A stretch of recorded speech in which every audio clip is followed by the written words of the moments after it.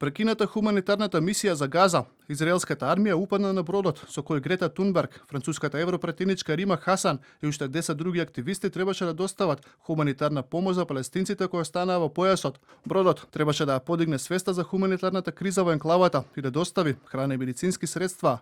Од организацијата велат дека Израел уште еднаш покажал дека законот не важи за нив, ги прекршуваат наредбите на Меѓународниот суд на правдата и ги игнорираат барањата на милиони луѓе ширум светот кои повикуваат на прекин на војната. Израел нема законско овластување да ги притвора меѓународните волонтери на бродот Мадлин. Оваа заплена очигледно го крши меѓународното право и ги побива обврзувачките наредби на МСП кои бараат непречен хуманитарен пристап до Газа.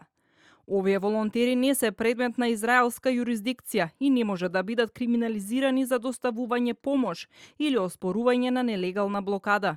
Нивното претворање е произволно, незаконско и мора веднаш да заврши. Претходно, Грета Тунберг изјави дека доколку не успеа да стигнат до брегот на Газа, тоа значи дека се киднапирани. Ако го гледате ова видео, тоа значи дека сме пресретнати и киднапирани во меѓународни води од израелската армија или пак други сили кои го поддржуваат Израел. За израелските власти, акцијата е неопходна за да се спречи поддршката за терористичките организации.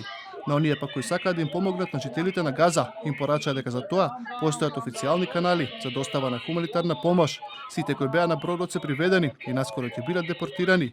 Нарекувајќи го пловилото селфи за познати, министерот за одбрана Израел Кац изјави дека лично наредил да се спречи влегувањето на Мадлин во Газа, а потоа и наредил активистите да гледаат видеа од нападите на Хамас. Државата Израел нема да дозволи никому да ја пробие поморската блокада на Газа, чија примарна цел е да се спречи трансферот на оружје до Хамас. Според зарастените власти во Газа, повеќе од 54.000 палестинци загинаа за време на израелската офанзива, а поголем дел од територијата е во урнатини. Израелската влада ги затвори границите и спречува Обединетите нации да достават хуманитарна помош. Хуманитарната фондација за Газа, организација поддржана од САД, а чувана од војската на Израел, е единствената која има дозвола да достави храна и вода за палестинците.